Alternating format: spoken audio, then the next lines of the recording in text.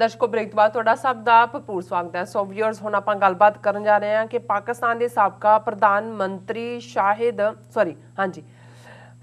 पाकिस्तान के साबका प्रधानमंत्री शाहिद खाकान अब्बासी गुरुद्वारा करतारपुर साहिब के दर्शन करन पहुंचे। जाहिर है कि पाकिस्तानी अवाम अते हर सियासी धिर सिख कौम नूं मुहब्बत करती है अते करतारपुर साहिब जी के दर्शन करना ओ माण वाली गल समझते हैं। सो इसते उल्ट भारत सरकार का जिहड़ा वरतारा है वह बिल्कुल ही उल्ट है। सो इउं लगता है कि साका ननकाना साहिब के मौके भारतीय सिख जथे नूं रोकण तो बाद विसाखी के मौके पाकिस्तान जाण वाले जथे दे राह विच भी रुकावटां खड़ियां कीतियां जा रही ने। सो इस बारे भी आपां विचार चर्चा करांगे और नाल ही गुरबानी विचारां दी सांझ भी तुहाडे नाल पाई जाएगी। सो असीं चाहांगे कि तुसां नाल इसे तरह ही बने रहना, देखण सुण लई एंड लिखण लई तुहाडा सब दा बहुत बहुत शुक्रिया जी। डॉक्टर साहब की विचार ने? देखो, करतारपुर साहिब सिर्फ सिखां दे लई ही एक अहमियत वाला पवित्र स्थान नहीं है। असी देख रहे हैं कि किवें पाकिस्तानी अवाम भी और उन्हां दी लीडरशिप भी इस गल नूं यकीनी बनाउंदी है कि उस स्थान दे उत्ते जाण और जिथे एक पासे इस सिख कौम नाल सांझां दी प्रतीक दी गल है, उत्थे एक पाकिस्तानी सोसाइटी उन्हां दे मुल्क दे उस करैक्टर नूं भी बयानदा है जिस नूं दुनिया भर च कट्टड़वाद के नाम नाल और दूसरे नाल मिलाइन किया जाता है। और असी भी ये समझते हैं कि ये जड़े गुडविल जैसचर ने ये दोनों कौमां की सांझ और मुस्तकबिल दे विच दोनों मुल्कां पाकिस्तान और खालिस्तान की सांझ दे विच एक वड्डे पुल बन रहे हैं। और ये खबर जिसनूं ईवन भारतीय मीडिया ने भी छापिया, पंजाबी की अखबार अजीत जी लखां सर्कुलेशन है उन्हें विद पिक्चर ये खबर छापी है। मैनू मेरा सोर्स भी वही है कि पाकिस्तान के साबका प्राइम मिनिस्टर शाहिद खाकान अब्बासी और उन्होंने नाल सैनेटर मुसद्दक मलक भी सन। वो जड़े ने करतारपुर साहब गए, वो अंदर गुरुद्वारा साहब भी बाहर जिथे मज़ार है गुरु नानक साहब का उत्थे भी उन्होंने अपने रिस्पैक्ट जोड़ा है वो भेंट किया और उन्होंने ऑनर भी किया गया उत्थों के हैड ग्रंथी जोड़े ने उन्होंने वालों। और उन्होंने नाल क्योंकि नवाज शरीफ पार्टी के MP रमेश सिंह अरोड़ा रहे ने, वो भी उन्होंने नाल सी। पाकिस्तान सिख गुरुद्वारा प्रबंधक कमेटी के भी एक सज्जन इंद्रजीत सिंह उस मौके पर सी।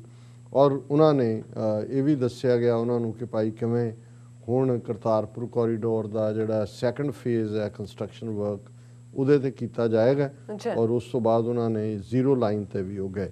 हुण एक पासे असी जिवें हमेशा ये कहते हैं कि भाई जी सिखां लई मुहब्बत है इररिस्पैक्टिव ऑफ कि उत्थे लोकल पॉलिटिक्स की चलती है, कौन किनू की कहंदा है। जो सिख इशू आंदा है वो यकजहती दे नाल सारे जड़े ने सिखां नाल प्यार करते हैं, हमायत करते हैं। हुण ये असी कंपैरिजन हर दूसरे तीसरे दिन क्यों आ जाता है क्योंकि खबरां साइमल्टेनियस होंदियां ने। हुण ये खबर उन्हां दा मीडिया दे रहा है और हुण दूसरी खबर जी प्रोमिनेंट मीडिया च लगी उहदे च है India makes COVID-19 vaccination mandatory for Sikh pilgrims before going to Pakistan on Vaisakhi. हुण असी देखिया भी साका ननकाना साहब की 100 साला याद मनाउण लई जाना सी, उन्होंने परमिट नहीं, जत्था तैयार 24 घंटे पहला रोक दिता है। हुण जिहड़ा इन्हां दा एग्रीमेंट है 3000 सिखां दा जत्था विसाखी जिहड़ा कि 13 अप्रैल या 14 अप्रैल नूं हुंदी है, नानकशाही कैलेंडर मुताबिक 14 अप्रैल है, मार्च शुरू हो गया। सो ऑलरेडी पासपोर्ट दूजे वीजे की प्रोसैस हुण मार्च की बिगनिंग है। जे जत्था जाना है तो पहले तो उन्होंने नहीं जाण दित्ते। हुण ये SGPC की प्रेजिडेंट कह रही है बीबी जगीर कौर कि जी इंटैलीजेंस ऑफिशियल्स आए सी, उन्होंने असी पुछया कि की तुसी पहलां वाली हरकत करो, उन्होंने कहा जी नहीं तुसी इस तरह करो भी जिहड़े भी जिन्होंने भी अपलाई करना है वो हर कोई उन्होंने COVID-19 की वैक्सीनेशन लगनी चाहिए है। पर हुण हालत यह है भी जी वैक्सीनेशन है अजे उत्थे मास वैक्सीनेशन तो चली नहीं, सिर्फ जिहड़े 60 साल तो उपर ने उन्होंने वैक्सीनेशन लग रही है। सो जाहिर है कि भी जदों तक अप्रैल आना है उदों तक वैक्सीनेशन कित्थों हो जाएगी सारिਆਂ दी, जथे दे विच यंग बच्चे दूजे भी शामिल होंदे ने। फिर ये बहाना करनगे देखो जी क्योंकि कोविड दा दोबारा आ रहा है और ये असी नहीं जान देना। और इस गल उन्होंने प्रेस कॉन्फ्रेंस करके भी कहा उन्होंने SGPC ने कि भी पहला भी उन्होंने जथे नूं साका ननकाना साहब के मौके पर डिनाई किया, हुण ये गोलमोल गल्लां कर रहे हैं ਕਿ ਵੀ ਜਾਂ ਤਾਂ ਜੇ ਤੁਸੀਂ ਇਹ ਕਹਿੰਦੇ ਹੋ ਕਿ ਅਬਵ 60 ਨੂੰ ਹੀ ਲੱਗਣੀ ਹੈ ਤੇ ਜਥੇ ਨੂੰ ਤਾਂ ਲੱਗ ਹੀ ਨਹੀਂ ਸਕਦੀ। ਇਹਦਾ ਮਤਲਬ ਇਹ ਹੈ ਵੀ ਕਿਵੇਂ ਇਹ ਹਰ ਹੀਲਾ ਵਰਤ ਰਹੇ ਨੇ ਤਾਂ ਕਿ ਸਿੱਖ ਜਥੇ ਨੂੰ ਪਾਕਿਸਤਾਨ ਗੁਰਦੁਆਰਿਆਂ ਦੇ ਦਰਸ਼ਨਾਂ ਤੋਂ ਰੋਕਿਆ। ਇਸ ਤੋਂ ਵੱਡੀ ਹੁਣ ਦਿੱਲੀ ਦੇ ਅਸੀਂ ਪਹਿਲੇ ਸੈਗਮੈਂਟ 'ਚ ਗੱਲ ਕੀਤੀ ਕਿ 25 ਬੀਬੀਆਂ ਦੇ 2 ਸਾਲ ਦੀ ਬੱਚੀ ਨੂੰ ਜਿਹੜਾ ਉਹ ਲੈ ਜਾਂਦੇ ਨੇ ਥਾਣੇ ਕਿ ਜੀ ਤੁਸੀਂ ਆਪਣੀ ਵਹੀਕਲ ਦੇ ਅੱਗੇ ਜਿਹੜਾ ਸਿੱਖ ਝੰਡਾ ਲਾਇਆ ਹੋਇਆ ਕੇਸਰੀ ਜਿਹੜਾ ਉਸ ਨੂੰ ਲਾਓ। ਉਹਨੇ ਕਿਹਾ ਜੀ ਅਸੀਂ ਤਾਂ ਨਹੀਂ ਲਾਣਾ ਹੈ। ਉਹਨੇ ਕਿਹਾ ਚਲੋ ਜੇਲ੍ਹ, ਚਲੋ ਥਾਣੇ। ਸੋ ਇੱਕ ਪਾਸੇ ਇਹ ਵਰਤਾ ਰਿਹਾ ਕਿ ਵਿਦ ਇਨ ਇੰਡੀਆ ਧਾਰਮਿਕ ਆਜ਼ਾਦੀ ਕੁਚਲੀ ਜਾ ਰਹੀ ਹੈ। ਪਾਕਿਸਤਾਨ ਦੇ ਗੁਰਦੁਆਰਿਆਂ ਦੇ ਦਰਸ਼ਨਾਂ ਦੇ ਲਈ ਜਿਹੜੇ ਐਗਰੀਡ ਜਥੇ ਨੇ ਉਹਨਾਂ ਨੂੰ ਆਨੇ ਬਹਾਨੇ ਰੋਕਿਆ ਜਾ ਰਿਹਾ। ਔਰ ਦੂਸਰੇ ਪਾਸੇ ਸਾਡੇ ਸਾਹਮਣੇ ਇਰਰਿਸਪੈਕਟਿਵ ਆਫ ਕਿ ਕਿਹਦਾ ਕੌਣ ਕਿਸ ਪਾਰਟੀ ਦੀ ਐਫੀਲੀਏਸ਼ਨ ਹੈ ਉਹ ਵਿਜ਼ਿਟ ਕਰਦੇ ਨੇ, ਦੱਸਦੇ ਨੇ ਕਿ ਭਾਈ ਸਾਡਾ ਕਰਤਾਰਪੁਰ ਸਾਹਿਬ ਲਈ ਕਿਸ ਕਦਰ ਸਾਡੇ ਮਨਾਂ ਦੇ ਵਿੱਚ ਉਹ ਸਾਰੇ ਦੇ ਲਈ ਪਿਆਰ ਹੈ। ਸੋ ਇਹ ਫਰਕ ਹੈ ਜਿਹੜਾ ਕਿ ਵਿਜ਼ੀਬਲ ਹੈ। ਕੋਈ ਇਹ ਨਹੀਂ ਹੈ ਕਿ ਇਹ ਨਜ਼ਰ ਨਹੀਂ ਆਉਂਦਾ। ਹਰ ਇੱਕ ਇਸ ਨੂੰ ਦੇਖ ਸਕਦਾ ਹੈ, ਸਮਝ ਸਕਦਾ ਹੈ ਕਿ ਭਾਈ ਹਾਲਤ ਕੀ ਹੈ, ਫਰਕ ਕੀ ਹੈ ਦੋਨਾਂ ਦੇ ਵਿੱਚ। ਔਰ ਕਲੋਜ਼ਿੰਗ ਤੋਂ ਪਹਿਲਾਂ ਜਿਵੇਂ ਅਸੀਂ ਰੋਜ਼ਾਨਾ ਕਬੀਰ ਸਾਹਿਬ ਦੀ ਬਾਣੀ ਤੇ ਵਿਚਾਰ ਕਰਦੇ ਹਾਂ, 2 ਸ਼ਲੋਕ ਅਸੀਂ ਵਿਚਾਰ ਲਈ ਚੁਣੇ ਨੇ। ਔਰ ਪਹਿਲਾ ਹੈ ਕਬੀਰ ਰਾਮ ਨਾਮ ਜਾਣਿਓ ਨਹੀਂ, ਪਾਲਿਓ ਕਟਕ ਕੁਟੰਬ, ਧੰਦੇ ਹੀ ਮੈਂ ਮਰ ਗਇਓ, ਬਾਹਰ ਪਈ ਨਾ ਬੰਬ। ਹੁਣ ਟੱਬਰ ਦੇ ਝਮੇਲੇ, ਬਹੁਤ ਵਾਰ ਜਦੋਂ ਤੁਸੀਂ ਕਿਸੇ ਨਾਲ ਵੀ ਗੱਲ ਕਰਦੇ ਹੋ ਬਿਜ਼ੀ ਬਿਜ਼ੀ ਬਿਜ਼ੀ ਲਫ਼ਜ਼ ਅੰਗਰੇਜ਼ੀ ਦਾ ਹੈ ਪਰ ਇਹਨੂੰ ਅਸੀਂ ਹਰ ਜ਼ਬਾਨ 'ਚ ਹੀ ਜਿਹੜਾ ਉਹ ਅਡਾਪਟ ਕਰ ਲਿਆ। ਹਾਂਜੀ, ਹਾਲਾਂਕਿ ਵੈਸੇ ਕਿਹਾ ਤਾਂ ਇਹ ਜਾਂਦਾ ਹੈ ਕਿ ਵੀ ਵਿਹਲੇ ਬੰਦੇ ਕੋਲ ਕਿਸੇ ਗੱਲ ਦੀ ਵੇਲ ਨਹੀਂ ਹੁੰਦੀ, ਪਰ ਬਹੁਤ ਵਾਰ ਇਹ ਹੁੰਦਾ ਹੈ ਵੀ ਬਿਜ਼ੀ ਦੇ ਨਾਂ ਥੱਲੇ ਘੱਟੋ ਘੱਟ ਜਿਹੜਾ ਰੂਹਾਨੀਅਤ ਤੁਹਾਡੇ ਅੰਦਰ ਦਾ ਟਿਕਾ ਉਹਦੇ ਲਈ ਵਕਤ ਉਹ ਸਾਡੇ ਕੋਲ ਨਹੀਂ ਹੁੰਦਾ। ਸਾਨੂੰ ਲੱਗਦਾ ਹੈ ਕਿ ਅਸੀਂ ਇਹ ਵੀ ਕਰ ਲਈਏ, ਇਹ ਵੀ ਕਰ ਲਈਏ। ਸਾਡੇ ਦਿਨ ਦੇ ਸਕੈਜੂਲ ਦੇ ਵਿੱਚ ਵੀ ਦੁਨਿਆਵੀ ਐਕਟੀਵਿਟੀਜ਼ ਹੁੰਦੀਆਂ ਨੇ ਤੇ ਜੇ ਦੂਜੀ ਰੱਖੀ ਵੀ ਹੋਏ ਤੇ ਜਦੋਂ ਕੱਟ ਕਰਨ ਦਾ ਟਾਈਮ ਆਉਂਦਾ ਉਹਨੂੰ ਕਹਿੰਦੇ ਚਲੋ ਇਹਨੂੰ ਪਾਸੇ ਕਰ ਦਿੰਦੇ, ਬਾਕੀ ਕੰਮ ਬਹੁਤ ਜ਼ਰੂਰੀ ਨੇ। ਸੋ ਕਬੀਰ ਸਾਹਿਬ ਇਹ ਫਰਮਾਉਂਦੇ ਨੇ ਕਿ ਭਾਈ ਰਾਮ ਇਹ ਦਸ਼ਰਥ ਦਾ ਬੇਟਾ ਰਾਮ ਨਹੀਂ ਹੈ, ਹਿੰਦੂਤਵਾ ਦਾ ਗੋਡ ਰਾਮ, ਤ੍ਰੇਤਾ ਦਾ ਅਵਤਾਰ। ਇਹ ਰਮਿਆ ਹੋਇਆ ਰਾਮ ਹੈ, ਓਮਨੀ ਪ੍ਰੈਜ਼ੈਂਟ, ਜਿਹੜਾ ਹਰ ਇੱਕ ਦੇ ਵਿੱਚ ਮੌਜੂਦ ਹੈ। ਔਰ ਭਗਤ ਜਨਾਂ ਨੇ, ਕਬੀਰ ਸਾਹਿਬ ਨੇ ਜਾਂ ਗੁਰੂ ਸਾਹਿਬਾਨ ਨੇ ਵੀ ਉਸ ਰਾਮ ਦਾ ਜ਼ਿਕਰ ਕੀਤਾ ਜਿਹੜਾ ਰਮਿਆ ਹੋਇਆ ਹਰ ਇੱਕ ਦੇ ਵਿੱਚ, ਜ਼ਰਰੇ ਜ਼ਰਰੇ ਦੇ ਵਿੱਚ ਮੌਜੂਦ ਹੈ। ਤੇ ਕਬੀਰ ਸਾਹਿਬ ਫਰਮਾਉਂਦੇ ਨੇ ਕਿ ਭਾਈ ਉਸ ਰੱਬ ਦੇ ਨਾਂ ਦੇ ਨਾਲ ਮੁਹੱਬਤ ਨਹੀਂ ਕੀਤੀ, ਰੱਬ ਨੂੰ ਮੁਹੱਬਤ ਨਹੀਂ ਕੀਤੀ, ਰੱਬ ਨਾਲ ਪਿਆਰ ਨਹੀਂ ਕੀਤਾ, ਰੱਬ ਦੀ ਇਬਾਦਤ 'ਚ ਵਕਤ ਨਹੀਂ ਗੁਜ਼ਾਰਿਆ, ਪਾਲਿਓ ਕਟਕ ਕੁਟੰਬ। ਕਟਕ ਹੁੰਦਾ ਫੌਜ, ਕਿ ਵੀ ਟੱਬਰ ਵੱਡਾ ਫੌਜ ਵਰਗਾ ਟੱਬਰ, ਉਹਦੇ 'ਚ ਖੈਰ ਹੁਣ ਤਾਂ 1-2 ਬੱਚਿਆਂ ਦਾ ਕੰਮ ਹੀ ਰਹਿ ਗਿਆ, ਲੇਕਿਨ ਤੁਸੀਂ ਦੇਖੋ ਇਹੀ ਹੁੰਦਾ ਸੀ ਕਿ ਭਾਈ ਵੱਡਾ ਟੱਬਰ ਹੈ, ਭਰਾ ਵੀ, ਕਈ ਵਾਰੀ ਉਹਨਾਂ ਦੇ ਬੱਚੇ ਵੀ, ਕੋਈ ਵਿਆਹ ਹੋਈ ਹੈ ਉਹਦੇ ਬੱਚੇ ਨੇ, ਕੋਈ ਹੋਰ ਹੈ, ਕਿ ਵੀ ਉਹ ਜਿਹੜਾ ਸਾਰੀ ਜ਼ਿੰਦਗੀ ਇੱਕ ਫੌਜ ਜਿੰਨੇ ਕੁਟੰਬ ਨੂੰ ਪਾਲ, ਹੁਣ ਤਾਂ 1-2 ਪਾਲਣੇ ਹੀ ਔਖੇ ਹੋਏ ਨੇ, ਉਹਨਾਂ ਦੇ ਲਈ ਰੇਜ਼ ਕਰਨੇ ਉਹਨਾਂ ਦੇ ਸਾਧਨ। ਸੋ ਕਬੀਰ ਸਾਹਿਬ ਕਹਿੰਦੇ ਨੇ ਕਿ ਭਾਈ ਇਸ ਕੰਮ ਦੇ ਵਿੱਚ ਧੰਦੇ ਹੀ ਮੈਂ ਮਰ ਗਿਆ। ਇਸ ਤਰ੍ਹਾਂ ਹੀ ਕਰਦੇ ਕਰਦੇ ਜ਼ਿੰਦਗੀ ਬੀਤ ਜਾਂਦੀ ਹੈ, ਪਤਾ ਹੀ ਨਹੀਂ ਲੱਗਦਾ ਕਦੋਂ ਜਿਹੜਾ ਉਹ ਅੰਤ ਆ ਗਿਆ। ਬਾਹਰ ਪਈ ਨਾ ਬੰਬ। ਹੁਣ ਬੰਬ ਹੁੰਦਾ ਆਵਾਜ਼, ਇਸੇ ਲਈ ਸ਼ਾਇਦ ਇਸੇ ਚੋਂ ਹੀ ਆਇਆ ਜਦੋਂ ਅਸੀਂ ਕਹਿੰਦੇ ਹਾਂ ਕਿ ਜੀ ਬੰਬ ਫਟ ਗਿਆ, ਮੈਨੂੰ ਹੁੰਦਾ ਤਾਂ ਧਮਾਕਾ ਹੀ ਹੈ ਔਰ ਉਹਨੂੰ ਇਹ। ਤਾਂ ਕਬੀਰ ਸਾਹਿਬ ਕਹਿੰਦੇ ਨੇ ਕਿ ਅੰਦਰੋਂ ਰੱਬ ਦੇ ਨਾਂ ਦੀ ਆਵਾਜ਼ ਨਹੀਂ ਨਿਕਲੀ, ਬਾਹਰ ਪਈ ਨਾ ਬੰਬ, ਅੰਦਰੋਂ ਆਵਾਜ਼ ਆਈ ਨਹੀਂ। ਉਹ ਜਿਹੜਾ ਸਾਰਾ ਵਕਤ ਸੀ ਤੇ ਧਿਆਨ ਸੀ ਉਹ ਧੰਦੇ ਹੀ ਮੈਂ ਮਰ ਗਏ, ਉਹ ਉਸ ਦੇ ਵਿੱਚ ਹੀ ਜ਼ਿੰਦਗੀ ਮੁੱਕ ਗਈ। ਔਰ ਦੂਸਰਾ ਸ਼ਲੋਕ ਵੀ ਇਸੇ ਥਾਟ ਨੂੰ ਫਰਦਰ ਰੀਇਨਫੋਰਸ ਕਰਦਾ ਹੈ।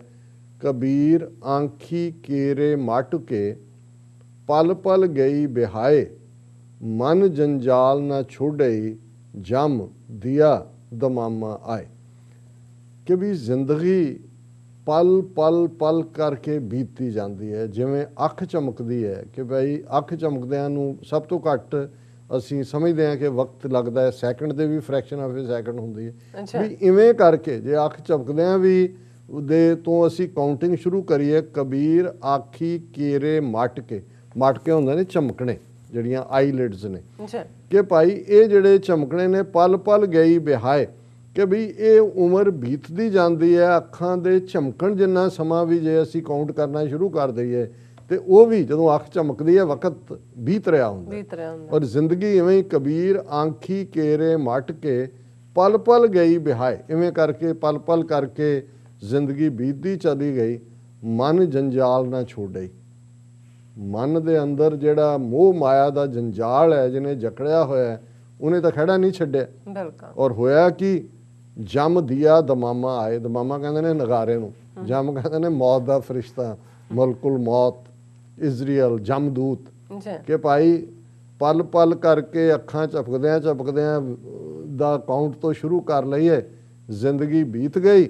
ਔਰ ਹੋਇਆ ਕਿ ਮਨ ਜੰਜਾਲ ਨਾ ਛੋੜਈ, ਮਨ ਚੋਂ ਦੁਨੀਆਦਾਰੀ ਨਿਕਲੀ ਨਹੀਂ ਤੇ ਉਧਰੋਂ ਜਮ ਜੀ ਮਹਾਰਾਜ ਨੇ ਆ ਕੇ ਮਲਕੁਲ ਮੌਤ ਨੇ ਨਗਾਰਾ ਵਜਾ ਦਿੱਤਾ ਕਿ ਚੱਲ ਕਾਕਾ ਹੁਣ ਆ ਗਈ ਤੇਰੀ ਵਾਰੀ, ਜਮ ਦਿਆ ਦਮਾਮਾ ਆਏ।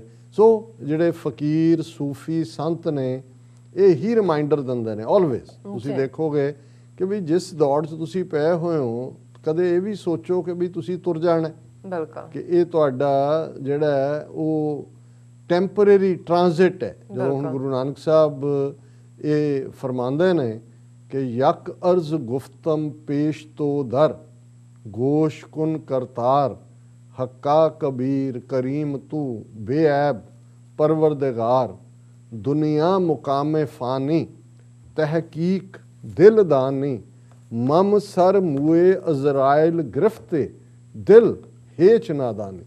ਕਿ ਦੁਨੀਆ ਮੁਕਾਮੇ ਫਾਨੀ, ਇਹ ਟ੍ਰਾਂਜ਼ਿਟ ਹੈ, ਇਹ ਫਾਨੀ ਹੈ। ਇਹ ਮੇਰੇ ਮਨ ਤਹਿਕੀਕ ਦਿਲ ਇਸ ਤੇ ਭਰੋਸਾ ਕਰ, ਯਕੀਨ ਕਰ। ਮਮ ਸਰ ਮੂਏ ਅਜ਼ਰਾਇਲ ਗ੍ਰਿਫਤੇ, ਇਹ ਮਨ ਕਿ ਮੇਰੇ ਸਿਰ ਦੇ ਵਾਲ ਮੌਤ ਦੇ ਫਰਿਸ਼ਤੇ ਅਜ਼ਰਾਇਲ ਨੇ ਫੜੇ, ਮੂਏ ਵਾਲਾਂ ਨੂੰ ਕਹਿੰਦੇ ਨੇ। ਮਮ ਸਰ ਮੂਏ ਅਜ਼ਰਾਇਲ ਗ੍ਰਿਫਤੇ ਦਿਲ ਹੇਚ ਨਾਦਾਨੀ, ਤੈਨੂੰ ਬਿਲਕੁਲ ਸ਼ਰਮ ਨਹੀਂ ਆਇਆ ਦਿਲ ਕਿ ਤੇਰੇ ਸਿਰ ਦੇ ਵਾਲ ਮੌਤ ਦੇ ਫਰਿਸ਼ਤੇ ਨੇ ਫੜੇ ਹੋਏ ਨੇ, ਪਲ ਪਲ ਗਈ ਬਿਹਾਏ ਤੇਰੀ ਬੀਤ ਰਹੀ ਹੈ, ਜਮ ਨੇ ਆ ਕੇ ਨਗਾਰਾ ਵਜਾ ਦਿੱਤਾ, ਫਿਰ ਵੀ ਤੂੰ ਕਹਿੰਦਾ ਹੈ ਕਿ ਵੀ ਮੇਰੇ ਕੋਲ ਟਾਈਮ ਨਹੀਂ ਹੈ ਰੱਬ ਦੀ ਯਾਦ ਦਾ। ਸੋ ਇਹ ਅੱਜ ਦਾ ਵਿਚਾਰ ਜੀ। ਡਾਕਟਰ ਸਾਹਿਬ ਤੁਹਾਡਾ ਬਹੁਤ ਬਹੁਤ ਸ਼ੁਕਰੀਆ, ਤੁਸੀਂ ਅੱਜ ਦੇ ਐਵੇਂ ਸ਼ੂ ਤੇ ਅੱਜ ਦਾ ਵਿਚਾਰ ਸਾਡੇ ਦਰਸ਼ਕਾਂ ਨਾਲ ਸਾਂਝਾ ਕੀਤਾ। ਇਸ ਨੇ ਆਪਣੀ ਵਿਊਅਰਸ ਕੋਲ ਲੈਣੇ ਇਜਾਜ਼ਤ। ਵਿਊਅਰਸ, ਸਾਡੇ ਪ੍ਰੋਗਰਾਮ ਦਾ ਸਮਾਂ ਇੱਥੇ ਸਮਾਪਤ ਹੁੰਦਾ। ਤੁਸੀਂ ਆਪਣੀ ਰਾਏ ਤੇ ਸੁਝਾਅ ਸਾਨੂੰ ਭੇਜਣਾ ਭੁੱਲਣਾ ਸਾਡੇ ਇਸ ਪਤੇ ਤੇ sos@tv84.tv ਤੇ। ਅਸੀਂ ਆਪਣਾ ਪ੍ਰੋਗਰਾਮ ਲੈ ਕੇ ਫਿਰ ਦੁਬਾਰਾ ਤੁਹਾਡੇ ਸਨਮੁਖ ਹੋਵਾਂਗੇ। ਤਦ ਤੱਕ ਲਈ ਮੈਨੂੰ ਤੇ ਆਪਣੇ ਡਾਕਟਰ ਸੁਣਾ ਗਿਆ ਦੋ। ਦੇਖਦੇ ਰਹੋ TV84। ਬੁਲਾ ਦਿਓ ਫਤਿਹ। ਵਾਹਿਗੁਰੂ ਜੀ ਕਾ ਖਾਲਸਾ, ਵਾਹਿਗੁਰੂ ਜੀ ਕੀ ਫਤਿਹ। ਰੱਬ ਰਾਖਾ।